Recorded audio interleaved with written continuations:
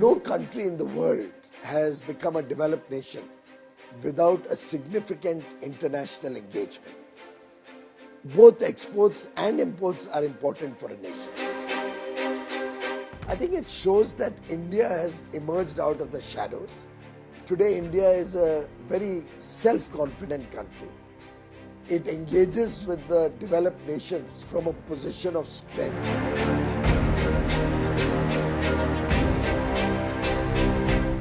And when we engage with partners like the European Union, UK, Switzerland, the United States of America, Australia, New Zealand, the Gulf countries, we are in a way preparing ourselves to engage with the best in terms of quality. We are working with the US on so many fronts: strategic fronts, critical minerals, defense partnership, technology partnership, on AI. So we have a very multifaceted, multi-dimensional relationship.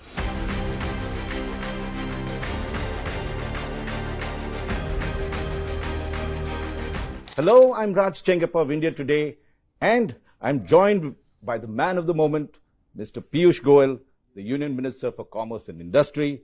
Congratulations, Piyush ji, on achieving two things. One, the mother of all deals, which is with the European Union, and now experts are saying you've signed the father of all deals with the US in some senses. If you take a look, let's start with the US deal itself. And it's an interim trade agreement as it's been described. Now, does this signal a structural shift in the way India's trade policy is? And what, in your view, fundamentally changes after this deal? Thank you very much, Raj. And it's always a pleasure to talk to you and at your channel. I think ever since COVID, when Honorable Prime Minister gave the clarion call of a self-reliant India, Atmanirbhar Bharat, and laid out his vision for India as a developed nation, as a prosperous nation by 2047 in his 15th August 2022 address to the nation.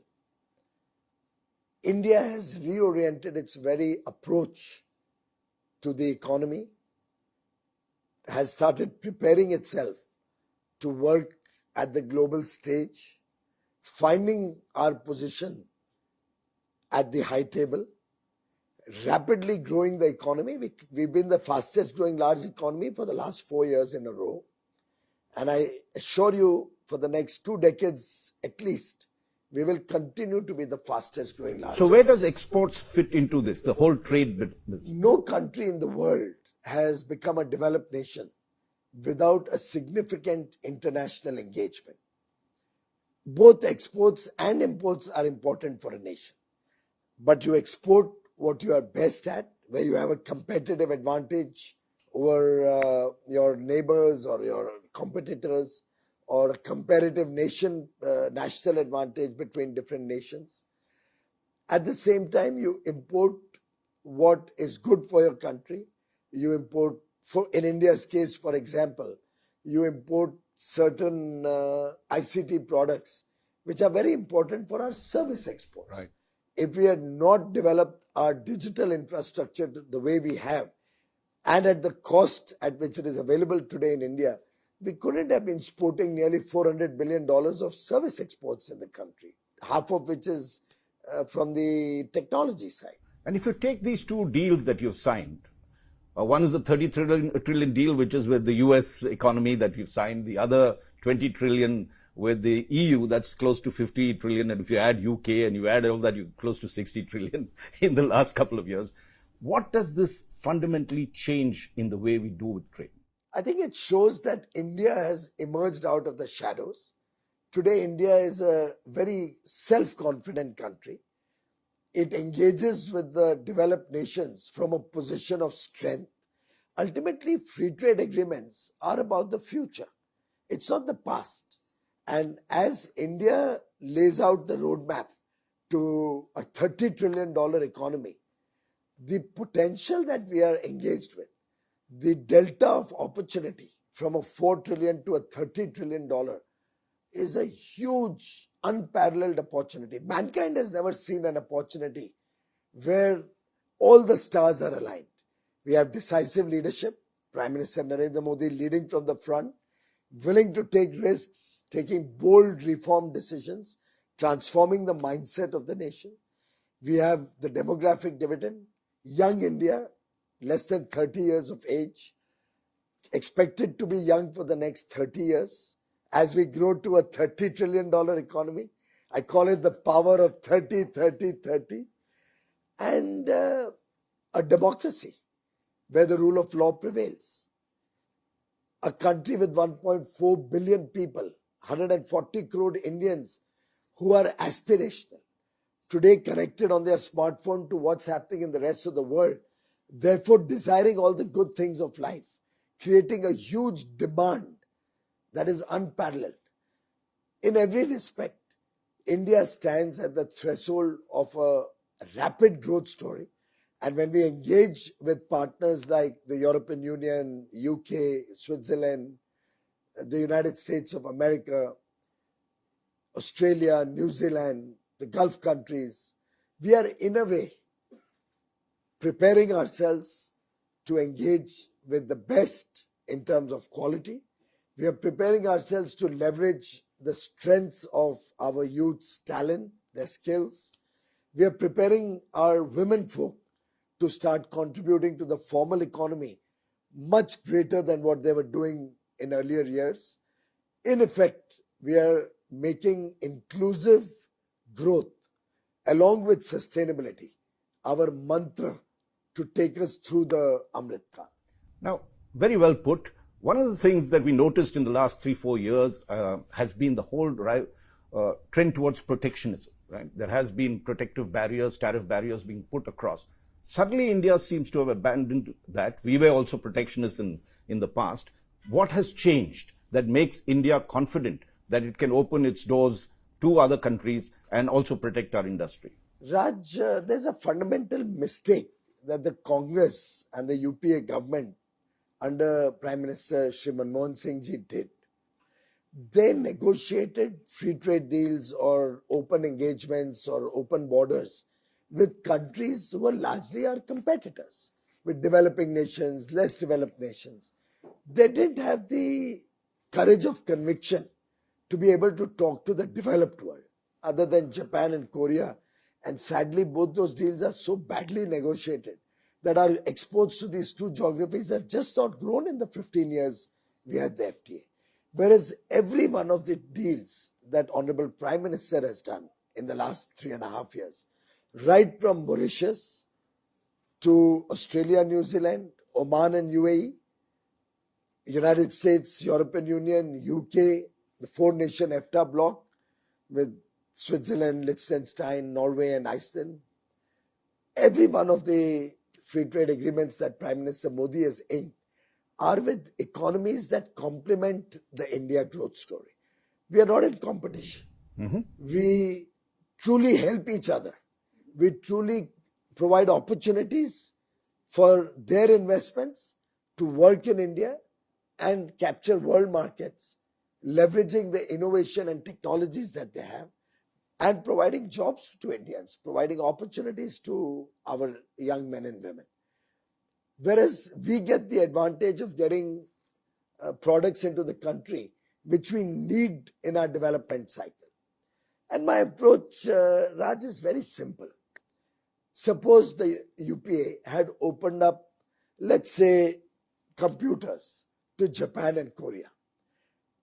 Now that makes no sense to me not to allow computers to come in from Europe or from America, whose per capita income is either equal to or more than Japan and Korea. If Japan and Korea are providing these computers to India, we might as well get them from other countries who also produce them. The more the competition, the better for India. And then ultimately some of them will realize that why not make it in India? It's much more attractive. So they'll start bringing investments to India. They'll start initially assembling in India and then gradually grow the supply chains. which will provide jobs and opportunities for Indians. This is where I wanted to come in, because if you see the first term of the Prime Minister, and also to some extent the second term, of course, second term being overshadowed by COVID, the feeling was that India was pushing for Swadeshi. In that sense, it was being translated into protectionism.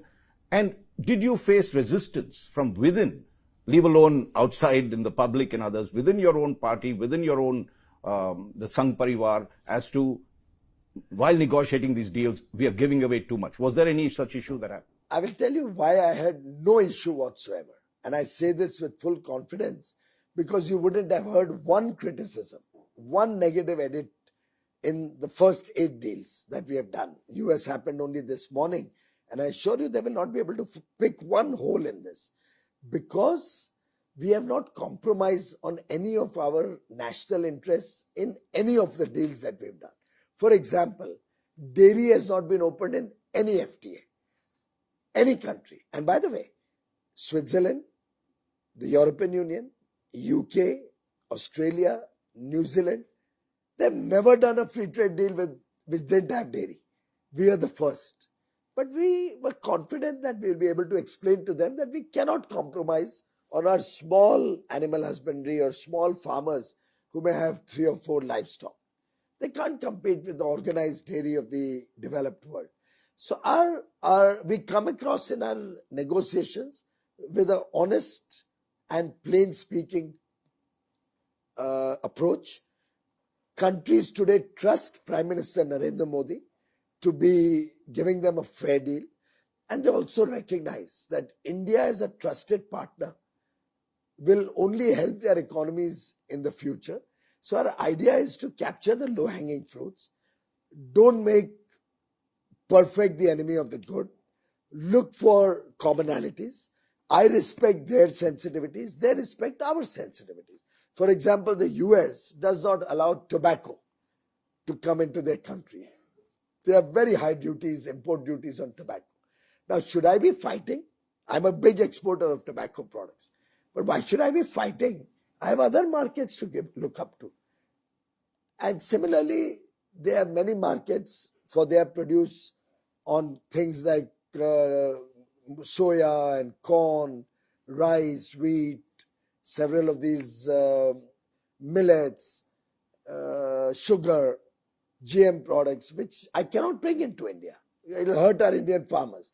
So I've always been guided by Prime Minister Narendra Modi to respect other sensitivities and ensure that they respect our sensitivities. And believe me, it makes the job of negotiation so much simpler because we trust each other. And that, you mentioned agriculture products, and some of that seems to have happened in the US deal. Also. Yes. and therefore, the concern is that we have compromised on that front. Some of these items, whether you're looking at sorghum, soya bean, whatever it is, has there been any... Soya bean, we have not compromised. Soya bean cannot come. Oil, in some terms. Soya bean oil, we are one of the largest importers in the world. Yeah, so if you take a look at these products, have we compromised in any way? Not at all. Raj, we have been importing soya bean oil from the time of the Congress and government. Right. 2004. And why did we... importing large quantities, and we've only given a quota in soya bean oil. But we've not opened it for soya bean. Right. The soya bean meal is not allowed to be imported. It's not opened up. Right. So wherever there are sensitivities, there's no opening up. So you're saying on agriculture, we have made no compromises? Absolutely not. It's a win-win. There are areas where we need to import. The fruits, these things... See, there are fruits which we import. Right. We import from America even today. But indirectly or something like that? No, even directly. Right. Directly we are importing several fruits from America.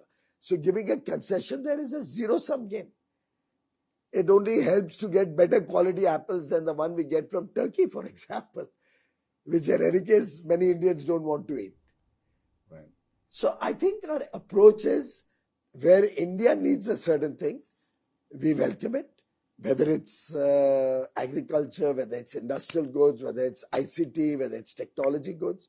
So when I gave a quota on soybean oil, I'm actually doing a service for the people, the consumers, because now there's more options. Not on maize. No. They were looking for... No absolutely no compromise on maize, Dairy. absolutely no compromise on dairy, absolutely no compromise on GM products, absolutely no compromise on cereals like rice and wheat, absolutely no compromise on sugar, absolutely no compromise on a variety of products which are often found sensitive in the Indian context. Today I've laid out a whole set of products I'll share with you Yeah, also. fine. Yeah, you went through that in the press conference. But I want It's to. absolutely a win-win for India. This is something that there has already been, in some senses, some sort of criticism about, and I'm going to mention this to you, that India has agreed to eliminate or reduce MFN's tariffs on all US industrial goods, while the US has not reduced MFN tariffs at only and have left only reciprocal tariffs. Why was India willing to make permanent tariff concessions in exchange for what Washington itself describes as conditional and reversible? Two things. First of all, we have not removed tariffs on all industrial goods to zero. Some are calibrated over a period of time. Some there are tariff rate quotas. And where we have no sensitivity, where we need it, like NVIDIA chips or ICT products in AI, in quantum computing, I need those to develop my economy. So it's a very calibrated, well thought approach, item to item. Point one. Point two, the reciprocal tariffs are for real. The whole world has acknowledged that. The whole world has negotiated against reciprocal tariffs. So have we. Yet, we have agreed with the United States that should the reciprocal tariffs be taken off for everybody, then we would have an opportunity to recalibrate our concessions also. Or we would have an opportunity to get further concessions from the US. So it's not as if India has removed the MFN tariffs against a reciprocal tariff which is temporary. It is for real. If there is a change in reciprocal tariffs, there'll be a corresponding change in our opening up. So it's a very well understood and a very balanced relationship that we have created. And I must say the American negotiators are very fair. It was a pleasure negotiating with America. And I did not face any difficulty in terms of ensuring fairness on any issue also. What changed actually? Because for almost 6 months there was rancor between us. There was a lot of other issues. What finally turned the corner for us to, on New Year's, 2026, to move so rapidly and sign? No, there never was rancor. We have the best of relations with all my counterparts and colleagues over there. We are working with the US on so many fronts: strategic fronts, critical minerals, defense partnership, technology partnership, on AI. So we have a very multifaceted, multi-dimensional relationship. President Trump and Prime Minister Modi are the best of friends. There has never been a rancor in this relationship. But there was a feeling that it had been already ready, but for some reason it kept getting postponed. These are feelings that were there in the market, but may not necessarily be true. Okay, let's take a look at another aspect, which is our commitment to buy $500 billion worth of goods from the US. Our current trade between India and US is about $212 billion. We take services and goods together. How are you planning to make this up in terms of $500 billion? There is a time frame that you mentioned, 5 years. But what are we going to do this? And would we be penalized if we don't sort of meet up to these standards? See, if you see the joint statement also, we intend to purchase $500 billion in the next 5 years.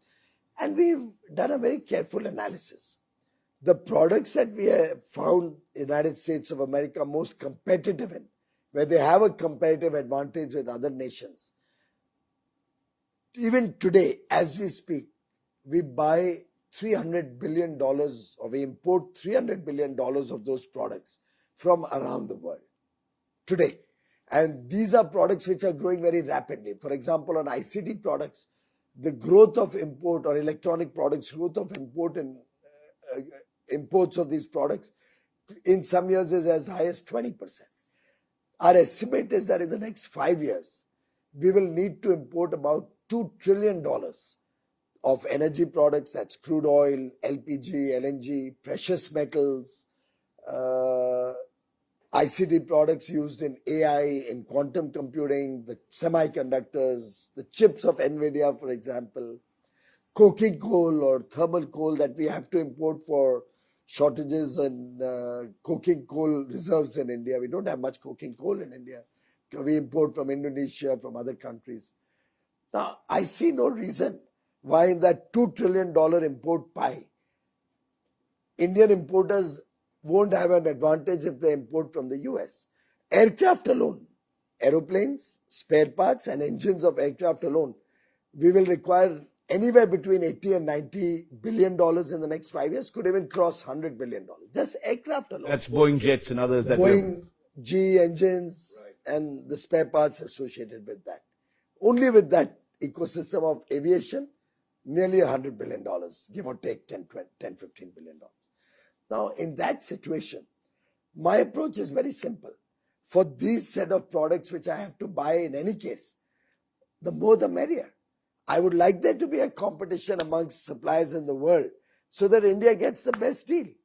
And that is good for Indian consumers, that's good for the Indian economy, and will spur economic growth in India. So I think it's very simple, elementary logic, and American goods are very high quality. We'll welcome them in India. I think it's a great partnership where we get an opportunity to sell labor-oriented products or products made by our farmers and fishermen in large volumes and quantities and value. And they get to sell to India more and more planes, more and more engines, more and more ICT products and high-tech products, which America is great at.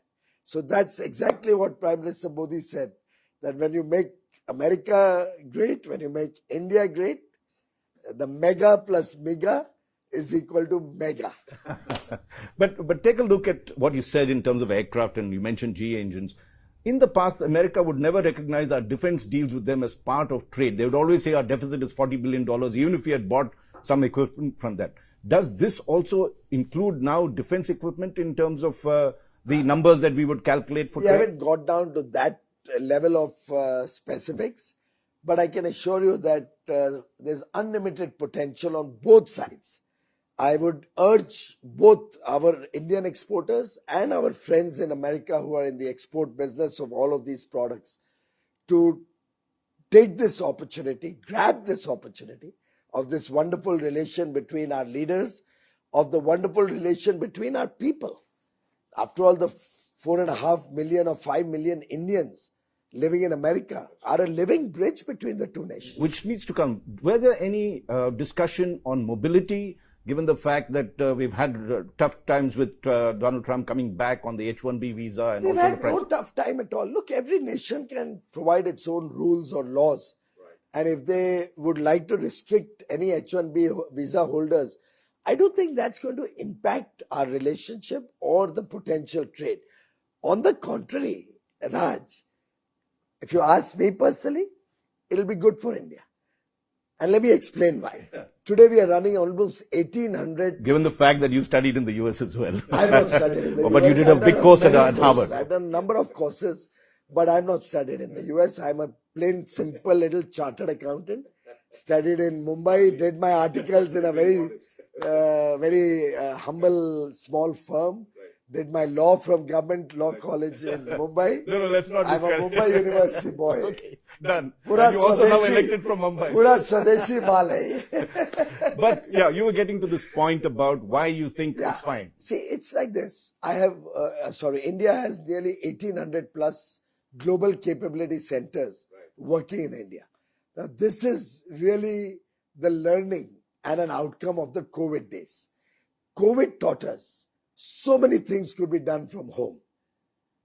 I mean, many of our interviews now are done on the screen. Your panels are all sitting at home and running panels. In the good old days, you would call me to Noida to do a panel or to your office quite far away. Now it's hardly required. So you're saying? Same way in businesses, people suddenly realize there's so much that can be done off-site. You don't have to be sitting in a office in Rockefeller building in New York or in an office building in Tokyo to be doing maybe large number of functions. including design, including innovation, including R&D, back office functions, the finance function, admin function. So many things that could be done from home during COVID can be done offshore. So instead of hiring people, sending them to the United States, paying them top dollar salaries of the US level, if they come to India and they set up global capability centers in India, they'll get very highly talented people. They'll have more options. They can get as many people as they want. They can get them at maybe 1/5 the cost that it would be over there. It's good for those companies, helps them become more efficient. We are a country which really, we produce 2.4 million STEM graduates every year, the largest in the world. So we are a country full of youth, talent, very hardworking and good skills. So when they come and give jobs to Indians in India, those people are in their home, with their families, they have their cultural identity intact, their family value systems intact. They pay taxes in India. They invest their savings in India. They consume and create demand in India. It gives a big boost to the real estate industry because commercial complexes are required for these GCCs to come up. When these people work here, the whole ecosystem, hotels, dhabas, restaurants, the entire ecosystem grows. Investments come to India, and the icing on the cake, we earn more foreign exchange. Fair enough. So in every respect, it's far better than a nominal remittance that a person going and living abroad would send to. No, so would it be correct to say in EU we had mobility agreements that were there, visa free? In this, we have kept that out and about to negotiate later, or that is... Even in the EU, I'm attracting GCCs. That's the highest priority. I'm attracting people to come to India and set up base in India for manufacturing, for design, for innovation, for other services, back office work. I'm inviting them to come to India. That's my first preference. More in India, the more economy of India will benefit. But at the same time, there are many functions which require people to be there. So you will need a plumber if you have to sort out a plumbing.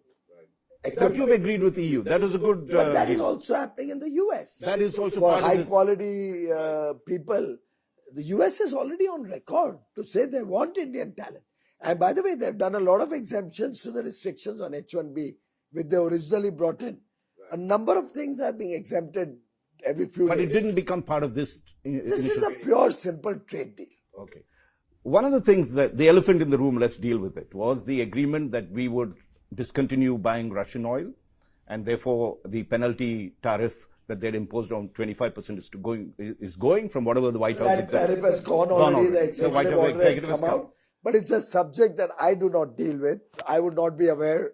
You will have to talk to So you are saying that in terms of oil, let's talk... it is handled by the foreign ministry. But we have taken care, from your understanding, we have taken care of that aspect? What is your sense of that? I don't know. It's the foreign ministry who handles that subject.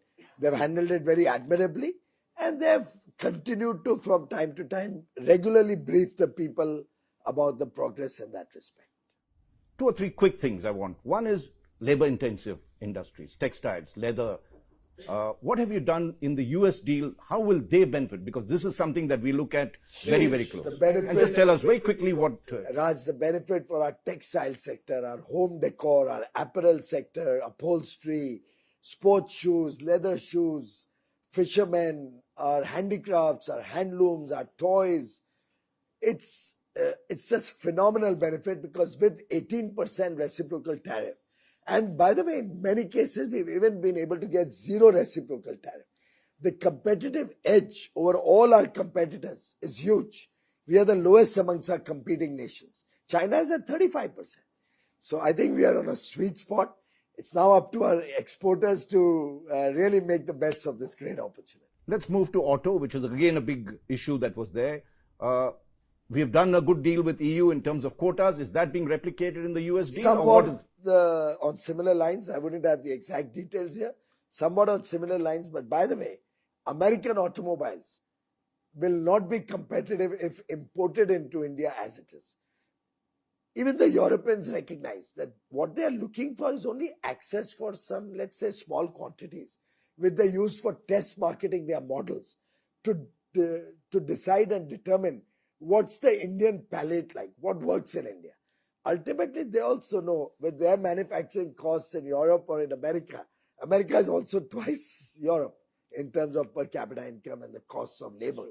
So it's even for them, what they would need really is quotas or ability to bring material in. When the volumes are small, they can't manufacture in India, which we welcome.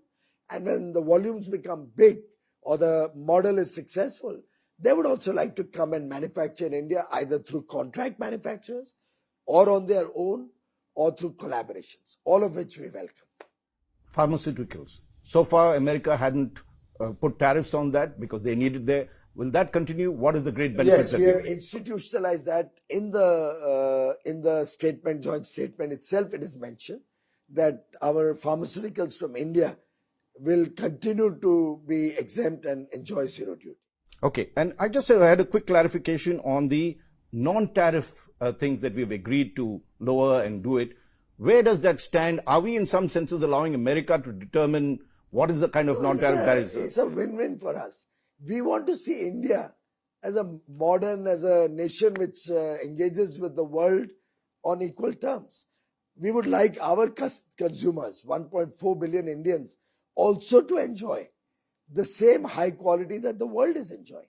So you must have heard Prime Minister Modi from day one, from 14 has been talking of zero effect, zero defect, Z. You heard him in Man Ki Baat just last 2 weeks back on Sunday. He started with India should become a quality conscious country. In Parliament, replying to the motion of thanks to the President's address, he spoke about quality. We are very conscious that India should develop brand India. We should be recognized the world over as a high quality country, both in goods and services. And I think that will be our USP in the years to come. Final question in terms of jobs.